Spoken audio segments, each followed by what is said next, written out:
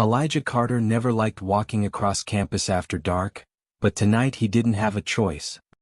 His last study group ran late, and by the time he stepped out of the library, the sky was a deep purple bruise, heavy with the promise of rain. He clutched his backpack straps, trying to shake off the exhaustion that clung to him like a second skin. He'd been awake for almost 20 hours, juggling classes, work, and assignments, and all he wanted was to reach his dorm, collapse on his bed, and sleep until sunrise. But he didn't even make it 10 steps before trouble found him. A flashlight beam cut across his chest. Hey, stop right there. Elijah froze. 3 campus security guards were marching toward him, boots hitting the pavement with a kind of practiced authority that made his stomach twist. He turned slowly, raising his hands slightly so they could see the textbooks tucked under his arm. I'm a student, he said softly. Just leaving the library. One of the guards stepped in close, too close, his breath hot with the bitterness of old coffee. Then why are you sneaking around out here? Oh, I'm not. I just finished studying. The second guard circled him like a shark smelling blood. You got ID on you?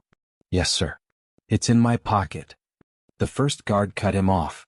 Don't move. Don't reach for anything. Elijah's heart jumped into his throat. He lifted his hands higher. Okay. I'm not reaching. But the third guard, the tallest one, snatched Elijah's backpack off his shoulder and began digging through it. Hey! Elijah blurted, instinctively stepping forward. Immediately the first guard shoved him back. Don't get smart. Unless you want this to go real bad. Elijah swallowed the rising fear. He wasn't doing anything wrong. He just wanted to go home. But the guards exchanged looks, the kind of looks that said they had already decided who he was, what he must be, and how they'd treat him. Then the tallest guard stepped forward. Kneel. Hands behind your head. Elijah's chest tightened. He was alone. It was dark. And something terrible was about to happen. That's when he heard it. A low rumble. Distant at first, then growing louder. Closer. Heavier. Engines. Many of them. For a moment, as that low thunder rolled toward the campus, Elijah wondered if he was imagining it, if the exhaustion gripping his body had finally tipped into hallucination. 20 hours awake could do that to a person. But the guards heard it too. They paused. Their flashlights wavered. One of them muttered something Elijah couldn't make out. But before we get to what happened next, you have to understand why this moment, this night, broke Elijah more than anything before it. Because Elijah Carter wasn't just tired. He wasn't just unlucky. He wasn't just in the wrong place at the wrong time. He was carrying a lifetime of weight, and tonight was the moment everything finally pressed too hard. Elijah had grown up in a cramped apartment on the east side of Detroit, the kind of place where sirens were lullabies and hope sometimes felt like a rumor. His mother, Denise Carter, worked double shifts at a nursing home, her back aching, her feet swollen, but she always found a way to smile at him when she got home. You're going to be the first one in this family to walk across a stage in a cap and gown, she'd say, kissing his forehead even when she smelled like disinfectant and fatigue. You're gonna break every curse we ever had. So Elijah worked. Hard. Harder than any kid should. Straight A's. Volunteer hours. Community tutoring. Every scholarship program he could find. He spent summers mowing lawns, unloading trucks, and cleaning out garages, whatever it took to save money for college applications. He remembered the day the big envelope arrived. The one from Westbridge University, the kind of predominantly white, wealthy campus he'd only ever seen in movies. The kind with ivy-covered walls and smooth brick pathways and a dining hall that looked more like a cathedral than a cafeteria. His mom cried when he opened it. He cried too. They both cried for different reasons, but they shared one truth. They had survived long enough to reach a moment no one believed they'd ever touch. Westbridge was beautiful and suffocating. Elijah knew from day one he didn't fit in. He didn't speak the same way most students did. He didn't wear the same clothes. He didn't know the unspoken rules of networking or office hours or college politics. He didn't have generational money or parents who were lawyers or professors or investors. While other kids did fun stress relief, with pottery classes and weekend hikes, Elijah worked the early morning shift at the campus coffee shop. And after that he went straight to class. After class he tutored local high school kids in math. After that he studied in the library until midnight. He wasn't just trying to pass. He was trying to survive. And Westbridge made that hard. There were the subtle comments. "Wow, you're so articulate. You got into this program on scholarship, right? You're from Detroit? That must have been rough." Then the outright ones. People crossed the street when he approached. Campus police slowed down when they saw him walking at night. Professors were surprised when he excelled in advanced courses. He swallowed it all. Every bite of disrespect. Every drop of unfairness. Because quitting wasn't an option. Not for him, not for his mother, not for the future he was trying to build. 2 weeks before the night with the guards, something had happened that lodged itself deep in his chest. He had spent an entire weekend writing a 20-page essay for his sociology class, a paper worth 25% of his grade. He researched until his eyes burned, writing and rewriting every paragraph. It was one of the best pieces of work he'd ever produced. When he got the paper back, there was no grade. Just a note. "Meet me after class. We need to discuss this." Elijah walked in with a nervous smile, thinking maybe the professor had liked it. Maybe he wanted to praise him. Instead, Professor Aldridge leaned back in his chair, crossed his legs, and said calmly, "I've decided not to assign this a grade. It's not original." Elijah blinked. "Not original? Did I do something wrong? You're telling me you wrote this?" Aldridge asked, raising a brow. "On your own?" "Yes, sir," Elijah whispered. Aldridge stared at him for a long moment, then sighed. "This level of analysis doesn't align with your usual work. So either you had help or you copied it. I just need you to be honest." Elijah felt something inside him crack. His usual work? He always did well. Always. But the professor had made a silent assumption. Black student. Good paper. Must be cheating. Elijah defended himself. He begged him to reconsider. He even brought notes, drafts, timestamps, everything. But Aldridge just said, "We'll revisit the grade at the end of the semester. If you prove consistent capability." It meant, "Prove to me you're smart enough." He walked out of that office feeling smaller than he'd felt in years. He didn't tell his mother. He didn't tell anyone. He pushed it down. Like he always did. On the night of the confrontation, Elijah had already been through hell. He had worked the morning shift. Attended 4 classes. Had a group presentation where one teammate asked, "Are you sure you should present? Maybe let someone else talk so we stay on time?" Then studied until almost midnight. When he stepped out of the library, he wasn't just tired, he was hollow. Running on fumes. Barely keeping himself upright. And then, the guards. Guards who didn't see a tired student. Guards who didn't see a scholarship winner. Or a first-gen striver. Or a young man fighting to create a better life. No. They saw a threat. They saw a problem. They saw something to control, to corner, to dominate. And Elijah, exhausted and emotionally threadbare, had nothing left to defend himself with. No energy to argue. No strength to challenge their lies. No voice to fight for his dignity. So when they told him to kneel, to put his hands behind his head, something within him broke. His mother's voice echoed in his mind. "Baby, I just want you to come home safe." But home felt very far away. The flashlight beams burned into his eyes. Boots scraped against pavement as the guards adjusted their stance. One guard put a hand on his baton. Elijah closed his eyes.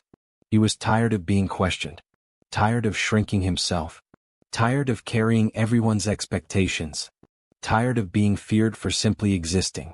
He didn't know what would happen next. But he knew it wouldn't be good. That's when the sound returned, louder, heavier, closer. The ground buzzed beneath his sneakers. The guards stiffened. One turned his head sharply. Another asked, "What the hell is that?" 15 engines. 15 deep, rolling growls cut through the quiet campus night. Elijah opened his eyes just as the first headlight rounded the corner. He didn't know it yet. But help, real help, was on its way. The first bike appeared like a phantom sliding out of the darkness. Then another and another, their headlights glowing like moving stars against the pavement. The guards shifted nervously, trying to stand tall, but even Elijah could feel the sudden shift in the air. These weren't casual riders. These weren't students playing around. These were grown men on machines built for power. The motorcycles slowed as they approached the courtyard, engines rumbling in low, synchronized growls that vibrated through the ground. A few students lingering nearby stopped and stared, whispering, phones already out, capturing what looked like the beginning of something big. Elijah didn't know what to think. All he saw were 15 massive bikes rolling in, leather jackets, black helmets, glowing headlights, and patches he couldn't read from this distance. Tattoos, boots, gloves, the full intimidating image. And they were pulling up directly behind him. His heart raced. Not from fear of them, but from not knowing whose side they were on. The guards, however, reacted instantly. "Hey, this is restricted property." One barked, voice cracking slightly as he stepped forward.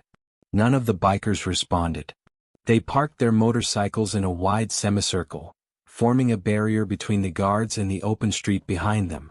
The formation was intentional, protective, strategic. And as their engines settled into silence, the night grew eerily still. Elijah's breath hitched. For the first time all night, he didn't feel alone.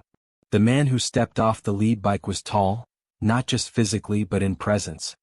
He peeled off his helmet, revealing thick locks pulled into a neat tail and a beard streaked with silver. His jacket patch read, "The Iron Saints. Maverick, President." A black biker club. One Elijah had heard rumors about: community rides, charity toy drives, support for local youth programs, but also whispered about in the way people whispered about anything they didn't understand. Maverick scanned the scene with calm, assessing eyes. Not angry. Not reckless. Just watching. Then he looked at Elijah. "You good, young blood?" he asked, voice deep and steady. Elijah opened his mouth but nothing came out. His throat was tight. His eyes burned. He didn't know how to explain the fear that had been building inside him for months. The fear that tonight had been the breaking point. The guards quickly stepped between them. "Sir," the tallest guard said, puffing up like a threatened animal, "this is an internal situation. You and your group need to leave immediately." Maverick didn't look at the guard. Not yet. Instead, he took a step toward Elijah as if making it clear who he had come for.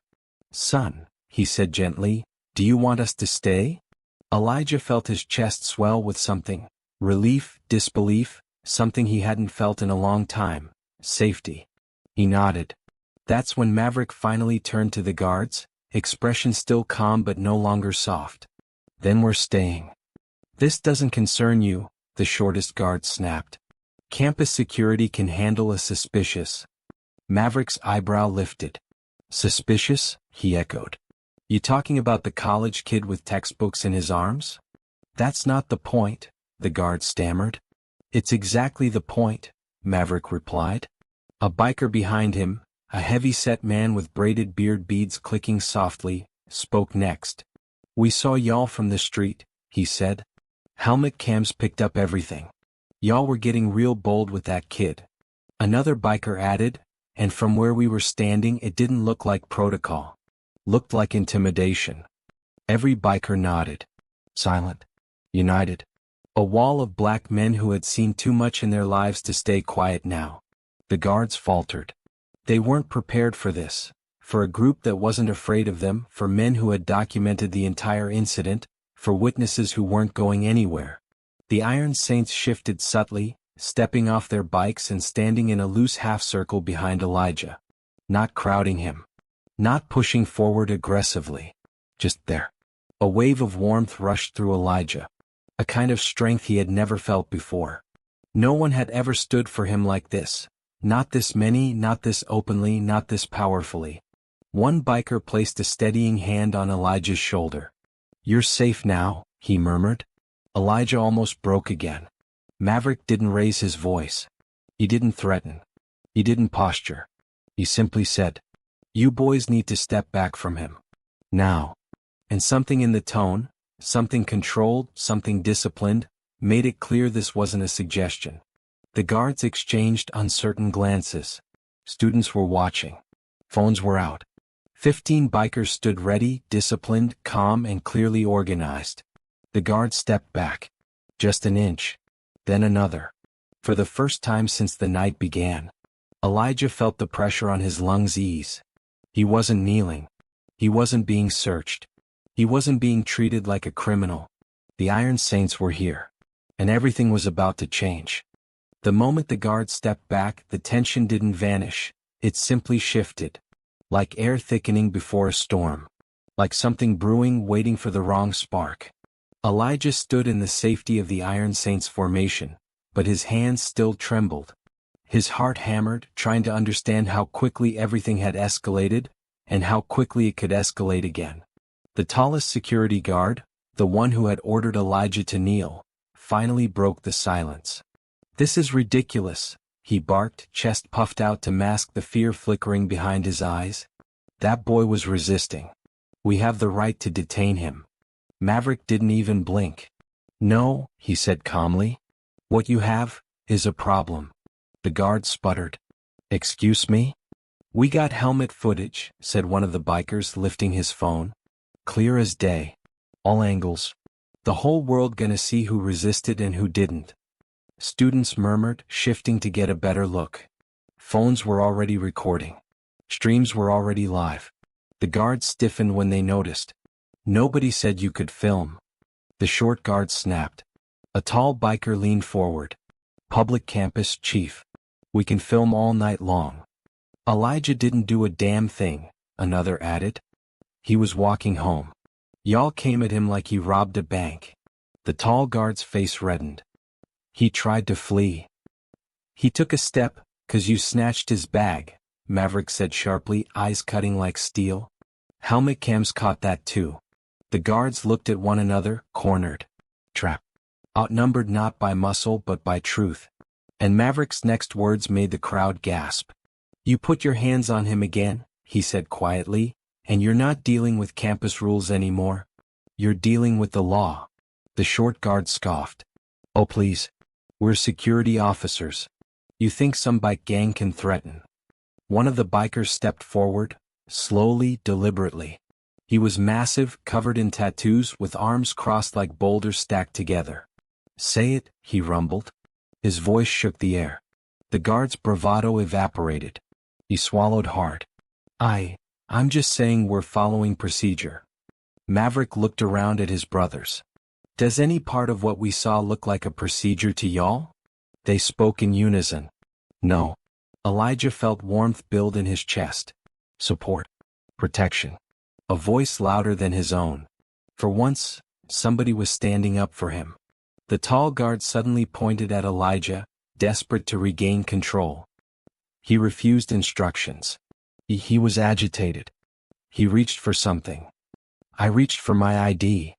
Elijah finally burst out, voice cracking from emotion and exhaustion. The crowd murmured louder now.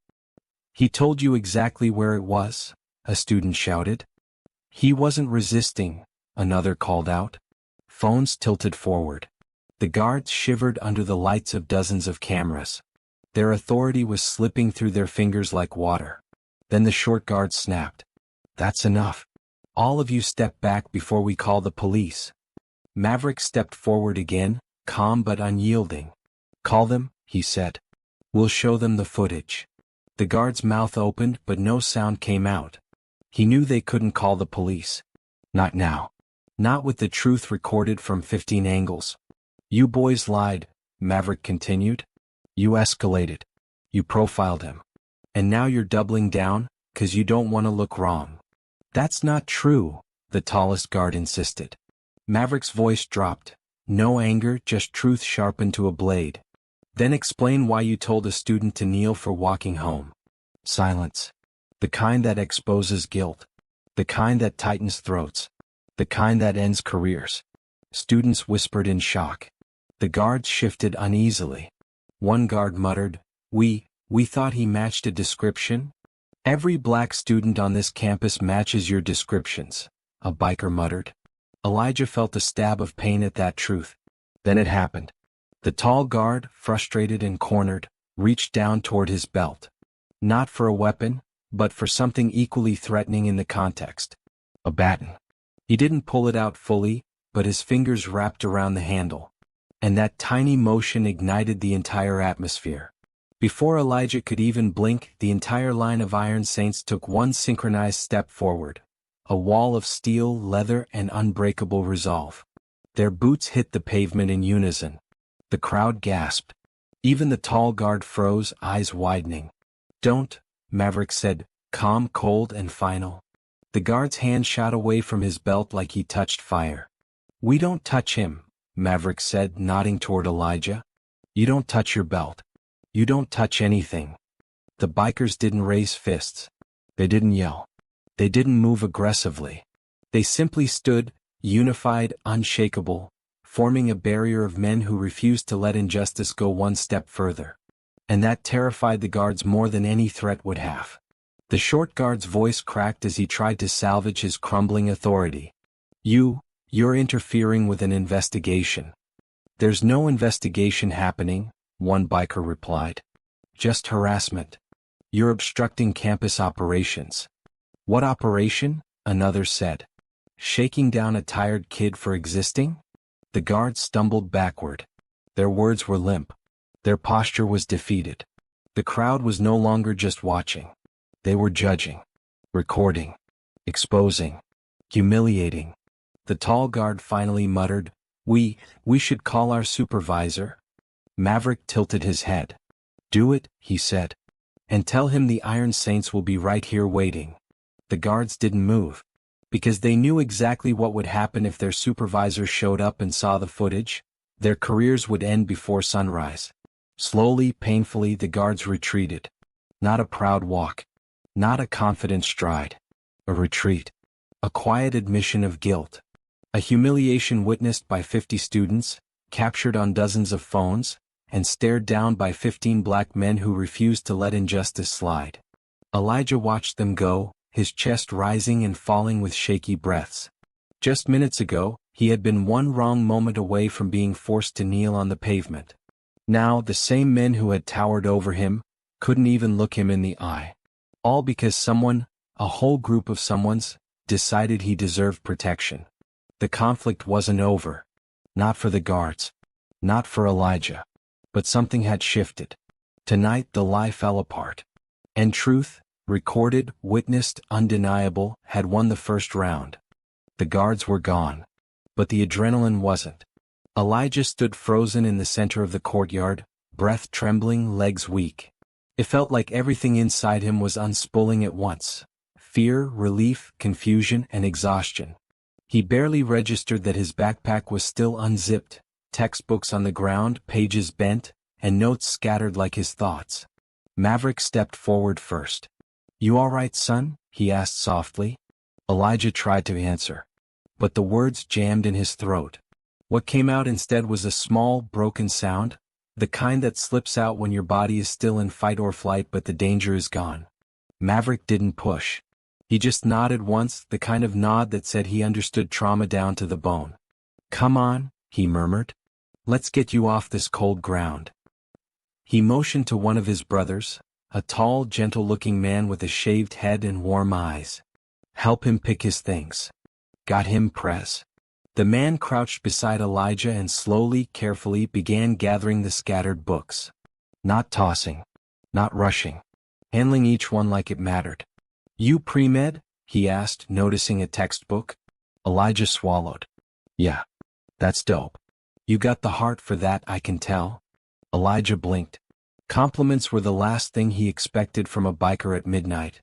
But the kindness in the man's voice cracked something open in him. Something soft and buried. Another biker picked up Elijah's notebook, dusted it off and slid it gently into the backpack.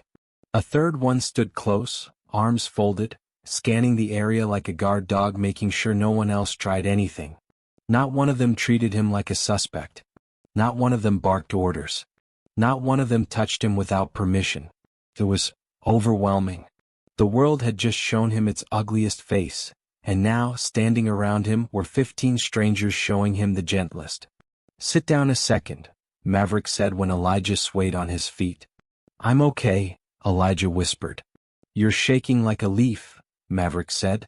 "Ain't no shame in sitting." Elijah hesitated, but then he felt his knees wobble again and realized Maverick was right. He sank onto a bench, shoulders slumped.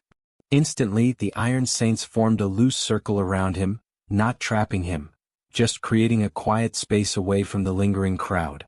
Their bikes gleamed under the streetlights. The soft ticking of cooling engines filled the air.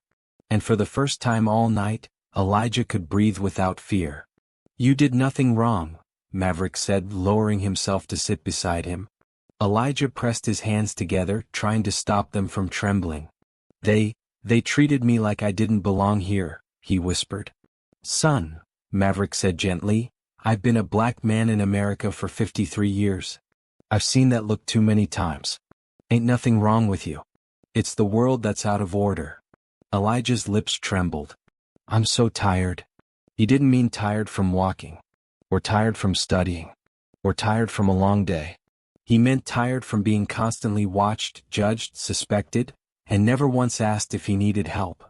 Maverick's expression softened. He rested a careful hand on Elijah's back, rubbing slow circles like he used to do for his own sons when they were small. "You carry too much weight," Maverick murmured. "Let some of that fall tonight."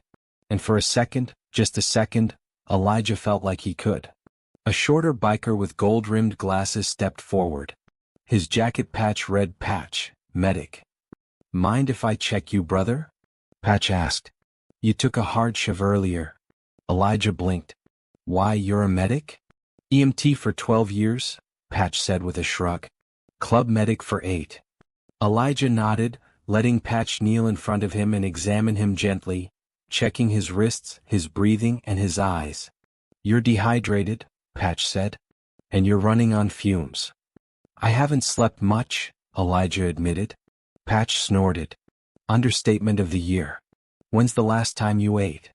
Elijah tried to remember. A lunch? Lunch?" Patch repeated, raising his eyebrows to the moon.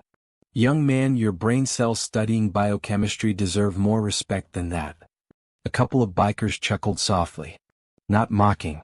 Just warm, like uncles teasing a nephew they had instantly claimed as one of their own. Patch handed Elijah a cold bottle of water. "Drink." Elijah did, and the minute the water hit his throat, his eyes stung with tears he couldn't hold back anymore. Patch pretended not to notice, giving him the dignity to fall apart quietly. The tall biker with beard beads crouched down next. "What's your name, big man?" he asked. "Elijah." "That's a strong name," the biker said proudly. "Prophet name. You ever read that story?" Elijah nodded. "My grandma named me." "Smart woman," the biker said. "You're living up to it." Elijah shook his head. "Tonight I felt weak." "Nah," the biker corrected softly. "Weak men fold. You stayed standing. Even scared, you stayed respectful. You handled yourself with dignity. That ain't weakness." He put a hand over his heart. "That's strength." Elijah swallowed, the praise hitting somewhere deep. His own father had never talked to him like that. Never looked at him with that kind of pride. Another biker squatted beside them. A woman this time, the only woman in the group. Her jacket patch read "Nova, Sergeant at Arms." She looked Elijah dead in the eye. "You fought for your education tonight," she said. "For your future. Don't ever let anybody tell you that makes you small. People who try to take your dignity are usually the ones who feel like they don't have any left." Elijah nodded slowly, her words sinking into him like medicine. This was protection. Not just of his body, but of his spirit. When Elijah finally spoke again, his voice was barely audible. "I was so scared." The words surprised even him. He had spent his whole life pretending he wasn't. Pretending he could handle things. Pretending he could carry everything without breaking. But the Iron Saints didn't laugh. They didn't shrug it off. They didn't say, "Be strong." They did the opposite.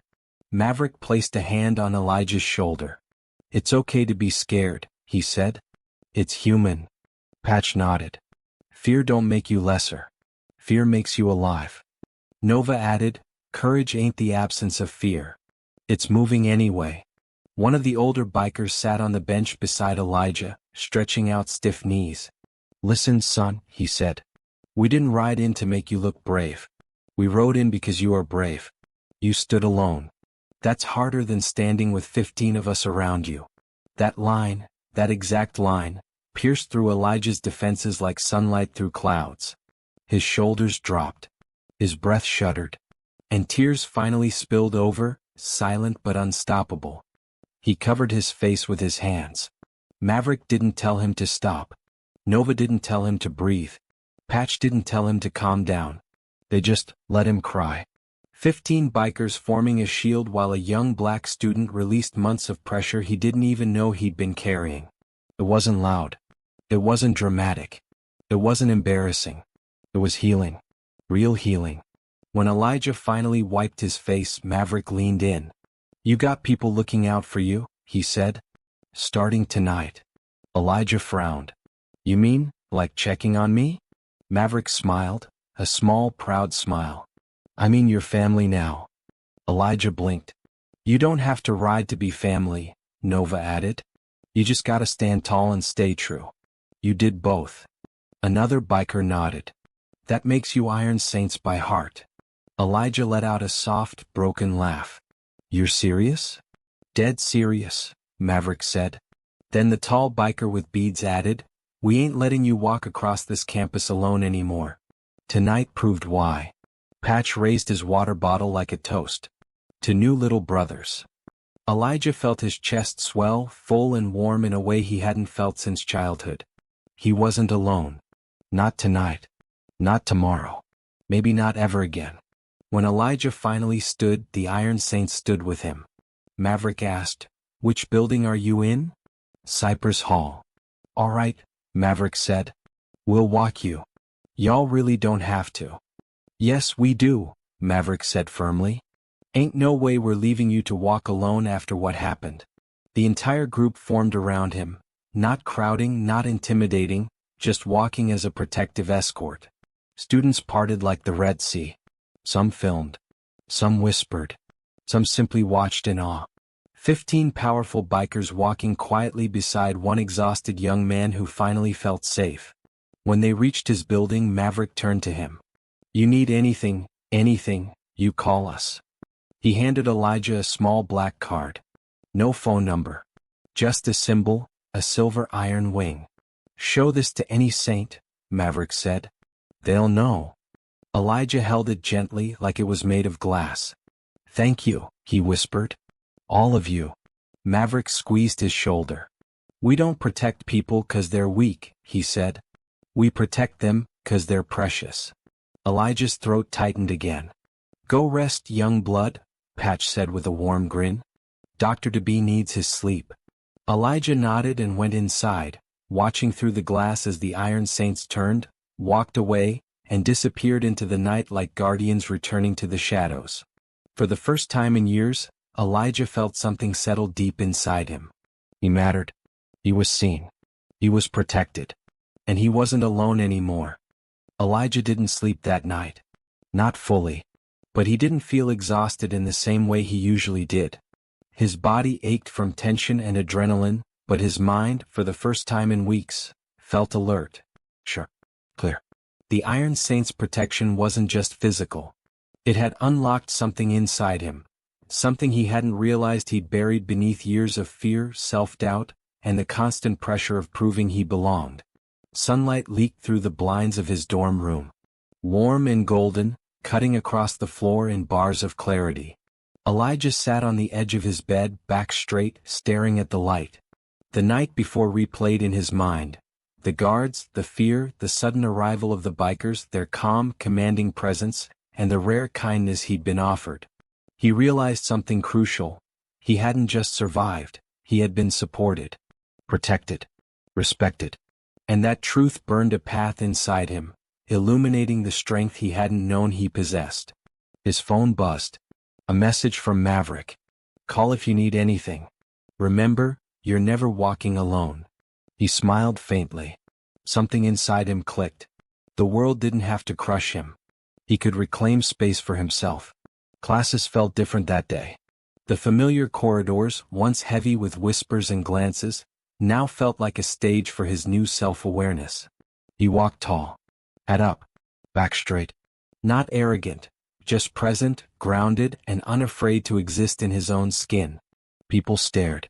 Some students whispered. Some professors raised their eyebrows. But Elijah didn't flinch. He had been terrified the night before, but he had also seen courage personified. 15 bikers willing to step in for him. He realized he could carry that courage within himself now. Even Professor Aldridge, who had doubted him weeks before, tried to undermine him with a smirk. But Elijah met it with calm, measured confidence. No words needed. His posture and his unwavering gaze spoke volumes. By midweek, Elijah finally addressed what had been festering inside him for months. The unfair treatment, the profiling, the microaggressions, and the moments where he'd been forced to shrink himself to survive. He scheduled a meeting with campus administration, not timidly, not nervously, but deliberately and respectfully. For the first time, he spoke with clarity, articulating his experiences, his feelings, and the facts of the night the guards harassed him. This time he wasn't alone. A few members of the Iron Saints arrived quietly outside the administration building and parked across the street. Not to intimidate, but to silently remind Elijah that he had backup. Inside, Elijah's voice was steady. He didn't apologize for his presence. He didn't hedge his words with uncertainty. He detailed every moment. The guards' behavior, the lies, the intimidation, the microaggressions, and his own exhaustion. By the end of the meeting, the administrators were taking notes, nodding, and listening. Elijah realized something transformative. Speaking his truth didn't make him vulnerable. It made him powerful. That night, Elijah sat in the library, books open, but not because he had to. Because he wanted to. His love for learning, for medicine, for discovery, that spark, dulled by months of stress and systemic challenges, was rekindled. He realized the Iron Saints hadn't just protected him physically. They had shown him he deserved protection. That someone could see him, believe in him, and lift him without expecting anything in return. And that, in turn, reminded him he could believe in himself. He smiled quietly to himself. Not with arrogance, not with pride, but with a serene, steady joy. The weeks that followed were transformative in subtle ways. Elijah no longer flinched when authority figures approached. He began speaking up in class discussions, confidently sharing ideas and insights he had previously second-guessed. He reached out to younger students who seemed intimidated or isolated, offering encouragement and mentorship. Each small act was a reflection of what the bikers had taught him. That strength is not just physical but the courage to exist, to speak, and to lift others while protecting yourself. Elijah eventually crossed paths with the tallest campus security guard again, the one who had tried to intimidate him. But this time Elijah didn't cower. The guard approached, attempting a smirk. "Hey Carter. Got anything to say for yourself?" Elijah straightened, looked him in the eye, and said calmly, "I said everything I needed the last time." The guard faltered. Something unspoken passed between them. Elijah had grown. He wasn't afraid anymore. The power dynamic had shifted. The guard walked away without another word. It was a small victory but deeply personal. Elijah began internalizing more than just courage. He reflected on how the bikers had uplifted him. Protection without domination. They didn't belittle or condescend. They shielded. Listening without judgment. They let him cry, let him express fear, and let him exist fully. Respect for boundaries. Their support wasn't controlling, it was empowering. He realized he could apply these lessons in daily life, not just toward himself but toward others. In class, Elijah started noticing moments where other students were intimidated, silenced, or isolated. He stepped in. He raised his hand for classmates who felt nervous to speak. He quietly corrected professors who displayed subtle bias, calmly and respectfully. He offered help to students struggling with assignments, tutoring not because it benefited him, but because it mattered to them. Each act reinforced the transformation taking place within him. He was no longer the student shrinking to survive. He was a leader rising to protect, inspire, and uplift. Emotionally, Elijah was beginning to process what had happened with the guards. He still felt anger. He still carried the memory of fear. But he didn't let those feelings dominate. He journaled. He meditated. He called his mother late at night, telling her every detail of what had happened. Not to complain, but to share triumph, growth, and newfound confidence. And with each word spoken, each fear confronted, he felt lighter. Not healed entirely, trauma doesn't vanish, but empowered. One evening, Elijah returned to the courtyard where it had all begun. The space was quiet now. He traced the outlines of the pavement with his gaze, remembering the fear, the rumble of motorcycles, and the way 15 men had stood between him and danger. He whispered softly to himself, "I am not invisible. I am not powerless. I am seen. I am worthy." The words felt solid, true, and unwavering. For the first time in months, he didn't feel like the world was against him. He felt like he belonged. Elijah returned to his studies with renewed focus. The fatigue was still present, but it no longer dominated him. He approached his pre-med assignments with confidence, submitting work he was proud of. He joined campus organizations, determined to create spaces where other students could feel safe and uplifted. He found himself smiling more, laughing more, and breathing easier. He realized the bikers had done more than protect him that night. They had shown him the blueprint of how to care for himself and others without fear or apology. By mid-semester, Elijah was no longer just surviving. He was leading. Students sought him out for advice. He spoke at panels about resilience and standing up to systemic bias. He mentored younger Black students navigating college life, offering not just guidance but also hope. Each act reflected the transformation the Iron Saints had ignited. A young man who had been terrorized and silenced now speaking with confidence, authority, and kindness. Elijah kept in touch with Maverick and the Iron Saints. Not obsessively but steadily. He invited them to campus events showcasing their impact. He shared his victories, no matter how small, as gratitude for their guidance. They reminded him that strength wasn't about domination but about presence, protection, and care. Through these connections, Elijah's sense of community grew, reinforcing that he did not have to navigate the world alone. The final piece of his transformation was subtle but profound. Elijah began to see himself as a symbol of resilience and dignity. Are a student harassed, almost broken, who survived with the help of strangers turned protectors? Are a young Black man learning to claim space and demand respect without aggression? Someone capable of extending that same courage and protection to others. He carried this quietly, like a medal not meant for display, but as proof that growth often comes in moments of fear, connection, and unexpected kindness. By the end of the semester, Elijah no longer felt defined by the night of harassment. He was defined by the choices he made afterward. Choosing courage over fear. Choosing voice over silence. Choosing connection over isolation. He had transformed not because danger disappeared, but because he had internalized the protection, respect, and care offered to him, and now he could offer it back to the world. He walked across campus with confidence. He studied with clarity. He lived with purpose. Elijah Carter was no longer just surviving. He was thriving. And the rumble of engines that saved him one night remained alive in his memory, not as fear, but as a reminder of what it means to be seen, supported, and uplifted. The night had returned. Not the chaotic, fear-filled night of a week ago, but a calm, quiet evening. The campus was emptying, streetlights flickered along sidewalks. Elijah walked alone for a moment, carrying the weight of weeks of growth, reflection, and newfound courage. He stopped in the courtyard, the same place where 15 bikers had surrounded him and shielded him from injustice. The memory was vivid. Rumbling engines, leather jackets, steady hands, unwavering eyes. They hadn't just protected him physically, they had reminded him of his worth, of his strength, of his right to exist in the world without fear. Elijah closed his eyes and took a deep breath. The air felt different tonight. It felt like possibility. He thought about the guards, the antagonists who had tried to strip him of dignity and agency. He felt no desire for revenge.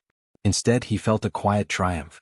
Not because they were humiliated, but because he had grown beyond the fear they had tried to impose. The injustice of that night had not disappeared, but the weight of it no longer defined him. He had discovered that courage is not the absence of fear, it is acting in spite of it. He had found allies, protectors, and mentors who had shown him what it meant to be supported without strings, to be seen without judgment. And with that realization came the strongest feeling of all: hope. Hope that he could reclaim his life. Hope that he could walk forward, unafraid, and take space in the world he had once believed was too dangerous. Hope that he could inspire others just as he had been inspired. As he sat on the cold stone bench, a low rumble reached his ears. He looked up, expecting only the wind, and froze. 15 motorcycles emerged from the darkness, engines humming like a familiar heartbeat. The Iron Saints had returned. Maverick, Nova, Patch, and the others dismounted, standing in formation once again. But this time it was not a show of protection, it was a celebration. A silent acknowledgement of growth, of triumph, of the young man they had helped transform. Maverick approached Elijah, his eyes gentle and proud. "You look different tonight," he said. "Stronger. Lighter." Elijah smiled. "I feel different. I am different." "You always were," Maverick said. "We just helped you see it." Nova stepped forward, her presence commanding but kind. "Elijah, there's a lesson here, not about fear or anger but about the way we show up for each other. The world isn't always fair. People will try to put you down, doubt you, or make you feel small. But there is power in kindness, in standing together, in lifting each other without asking for anything in return." Patch added, "Remember this, courage is contagious. Protection is not just about strength, it's about care. What you experienced tonight and what we showed you, that's the blueprint. You take it, you live it, and you pass it forward." Elijah's chest tightened. He realized he was crying again, but these were tears of release, of growth, of understanding. He had been taught a lesson no one had taught him before: that human connection, empathy, and solidarity are sometimes stronger than fear, oppression, or even injustice itself. Elijah knelt, not out of fear but out of gratitude. He looked at the bikers, at Maverick's steady gaze, Nova's gentle strength, Patch's calm presence, and the subtle warmth in the other men's faces. "You saved me," he whispered. Maverick shook his head. "No, son. You saved yourself. We just reminded you how." Elijah realized the truth in that statement. The bikers had provided a shield, a moment of safety, a reflection of humanity, but it was his own courage that had allowed him to rise above fear, confront the guards, reclaim his voice, and ultimately, embrace his self-worth. He stood slowly, feeling taller than he ever had. The courtyard seemed bigger, brighter, and more open. The darkness of fear that had once clouded his mind and heart had lifted. Maverick stepped closer and handed Elijah a small black card embossed with a silver wing, the same card he had received weeks before. "Keep it," he said. "Not as a symbol of fear but as a reminder. You're never alone when you have courage, and you can always be a protector for someone else." Elijah took it, feeling the smooth leather and metallic emblem beneath his fingers. The weight was light but the meaning was immense. It symbolized not only the biker's protection but also his own responsibility to carry what he had learned forward. He looked around at the Iron Saints one last time, the wind ruffling their jackets, their motorcycles gleaming in the streetlight. "Thank you," he said, voice firm but gentle. "For everything." "You don't have to thank us," Maverick replied. "Just live like you mean it." The bikers mounted their motorcycles, engines rumbling like a heartbeat, slow and steady. Maverick gave Elijah a final nod. "Remember this night. Remember who you are. And remember this: every time you help someone, every time you stand for someone who can't stand for themselves, you honor this moment." Elijah watched them disappear into the darkness, but he didn't feel the emptiness he would have expected. He felt filled, with courage, with hope, with a renewed sense of purpose.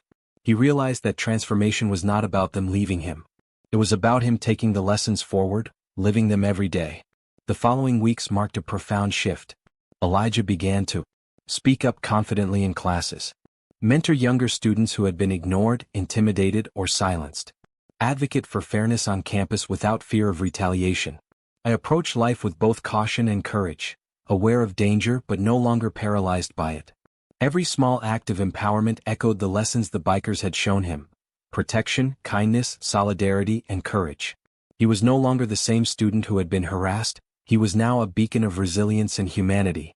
Word of the Iron Saints' intervention and Elijah's calm reclamation of his dignity spread quietly through campus. Students whispered about the courage of a young man who had faced injustice and come out stronger. Teachers and staff who had previously dismissed or doubted him, now looked at him with a mix of respect and awe. Not because he had fought back aggressively, but because he had risen with dignity and strength, supported by human connection and care. And students who had once cowered under authority or feared speaking up began to see that courage could exist alongside kindness. That protection wasn't weakness. That strength could be shared. One evening, Elijah returned to the courtyard alone. The pavement was empty, the shadows stretching long across the ground. He sat on the same bench where he had first been surrounded by the bikers, tracing the outlines of the stone with his fingers. He reflected on what had happened, the fear, the injustice, and the overwhelming kindness and solidarity of the bikers. And he understood something fundamental. Life was unfair. But connection, empathy, and courage could change everything. He whispered to himself, not as a prayer but as a declaration. I am worthy. I am strong. I will stand for myself and I will stand for others. Elijah's story was more than a tale of harassment overcome. It was a testament to the power of 1. Community, the people who see your worth when the world doesn't. 2. Kindness, offering protection without expecting anything in return. 3. Courage, the ability to act despite fear and to lift others as you rise. The moral was simple yet profound. True strength is not just surviving alone. It is surviving with support, reclaiming your dignity, and using your courage to protect and uplift others. Elijah had learned that being seen, being heard, and being respected are not privileges, they are rights.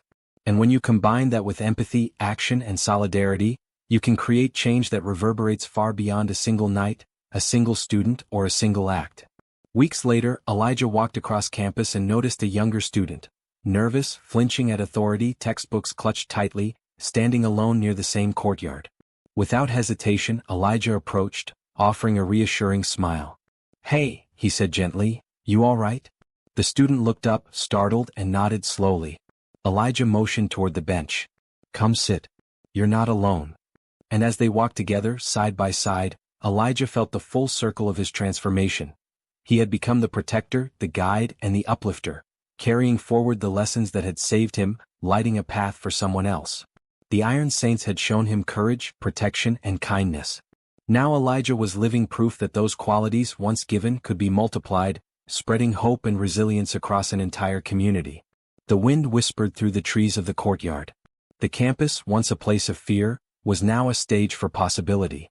Elijah's steps were steady. His heart was full. His mind was clear. And in that quiet, powerful moment, one truth rang undeniable. Courage is contagious. Kindness is powerful. And when we rise together, we transform not only ourselves but also the world around us. The night was calm. The fear was gone. And Elijah Carter walked forward, no longer just surviving but truly thriving, a beacon of hope, strength, and humanity.